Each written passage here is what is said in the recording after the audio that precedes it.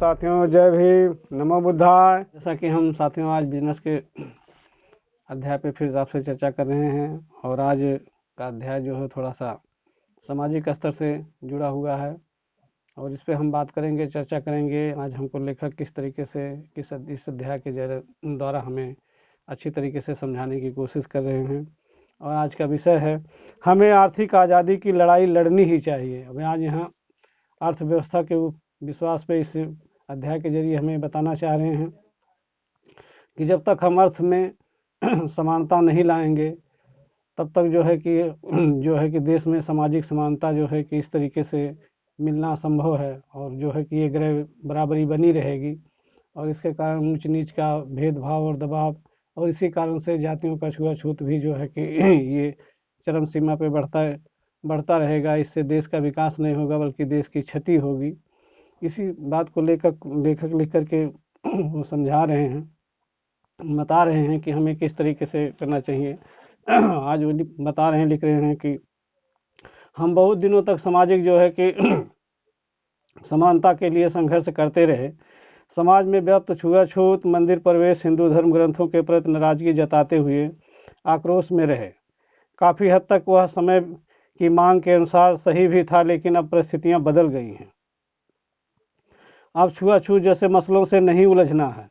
दलित दूल्हे को स्वर्ण घोड़ी पर नहीं बैठने देते हैं, ऐसी शिकायतें अब मत करो। यदि आपके पास धन है तो हाथी घोड़े ही नहीं हाथी पर अभी आप बैठ सकते हो, ऐसी शिकायतें अब मत करो। यदि आपके पास धन है तो आप घोड़े पे नहीं बल्कि हाथी पे बैठ सकते हो। अब आर्थिक समानता के लिए निरंतर संघर्ष करते रहना चाहिए। जमीन और जायदाद का बंटवारा सरकार तो करती नहीं है।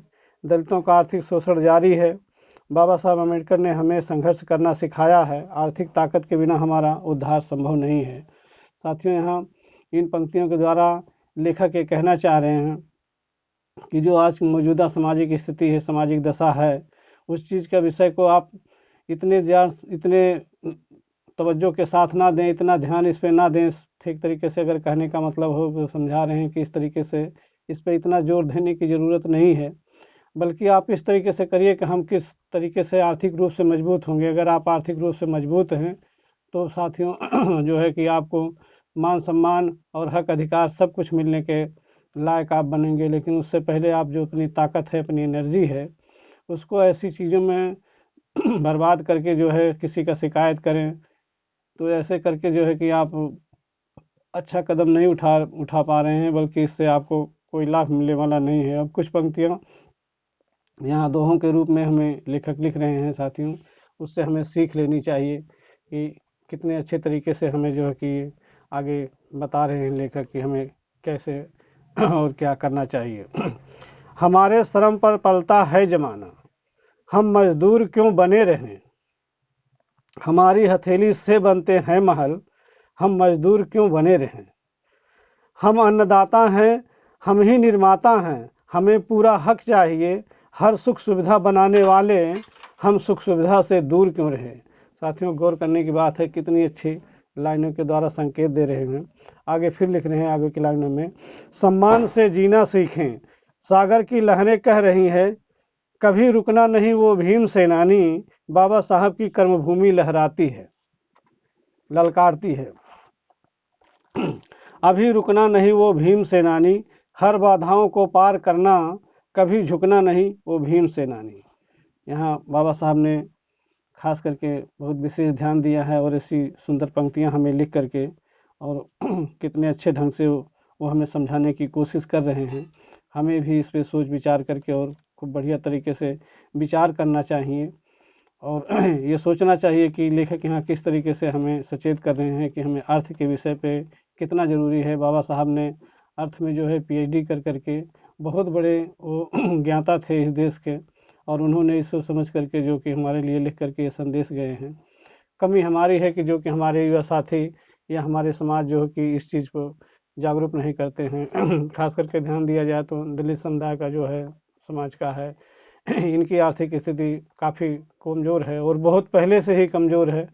तो इसलिए इनको काफ़ी गंभीरता से इस विषय को लेकर के और इस पे अमन चिंता का जो विषय है कि इस पे चिंता करके और अमन के विषय में सोच करके जो आगे कार्य करना चाहिए उसी के लिए लेखक संकेत दे रहे हैं। अब छोटी सी एक लाइन के माध्यम से हमें और आगे समझा रहे हैं। आंधियाँ जितनी चले आंधियाँ जितनी चले पर घोंसला तो बनाना है, बने हुए घोंसलों को आंधियों से बचाना है। दुश्मन अंधा है, बेदर्द होकर चलता है, आंधी से भी बढ़कर आंधी बन जाना है। कितनी सुंदर पंक्ति है साथियों। यहाँ पर अगर देखना जाए तो आंधी का एक माध्यम जो है कि इशारा दे करके लेखक यहाँ लिख रहे हैं। अब आगे की लाइनों में इसका जो है कि थोड़ी सी व्याख्या करते हुए हमें सचेत कर रहे हैं। कोई व्यक्ति अपनी कड़ी मेहनत और लगन सूझबूझ से लखपति करोड़पति बन सकता है। अब समय आ गया है कि अपने बलबूते हम लखपति करोड़पति बनकर समाज में अपनी इज्जत आप कमाएं। आरक्षण तो दिया जाता है तब मिलता है, लेकिन डाइवर्सिटी आंदोलन सिखाता है कि दौलत कमाकर लिया जाता है। कोई हमें दौलत कमाकर देगा नहीं, हमें दौलत कमाकर लेना पड़ेगा। यहाँ थोड़ा सा साथियों डाइवर्सिटी शब्द का किया गया है, जो कि बाबा साहब ने इस पे बहुत गहन अध्ययन करके और हमारे लिए छोड़ा है। और इसे हमें ध्यान देना चाहिए कि हमें स्वयं किसी कानून का या किसी पार्टी किसी नेता की जो बातों को सुन करके कि ऐसा दिन आएगा, बदलाव होगा, हमें इससे छूट मिलेगी, इससे हमें सब्सिडी या हमें इस तरीके से तमाम 52 तरीके के प्रलोभन जो दिए जाते हैं, इसमें हमारे कुछ युवा साथी और जो समाज के थोड़े से कम पढ़े लिखे हैं वो इसी के भरोसे जो है कि वो अपने आप को करते हैं और ऐसे करते करते वो स्वयं आलसी बन जाते हैं, या तो किसी स्वाद और किसी के चक्कर में पड़ के उसी के अधीन हो जाते हैं। लेखक यहाँ साफ शब्दों में कह रहे हैं कि नहीं, हमें स्वयं संघर्ष करके और स्वयं अर्थ को अपने कमाना होगा। आज आपको इसे कमाने के लिए जो खुली आज़ादी मिली हुई है कि आप किसी भी क्षेत्र में जा कर के और किसी भी धंधा बिजनेस और कार्य को करके अपने धन को अर्जित कर सकते हैं। तो इस चीज़ की जो अब जो प्लेटफार्म है, इसमें समाज पहले की स्थिति के अनुसार पहले इसमें समाज में बाधा थी, लेकिन यह है कि वो उस तरीके से सामाजिक बाधाएं खत्म हो गई हैं। तो हमें ऐसा करना चाहिए और अपने जब तक हम अर्थ के रूप में सक्षम नहीं होंगे तब तक हमें हक अधिकार और मान सम्मान में पूर्ण रूप से मिलने वाला नहीं है।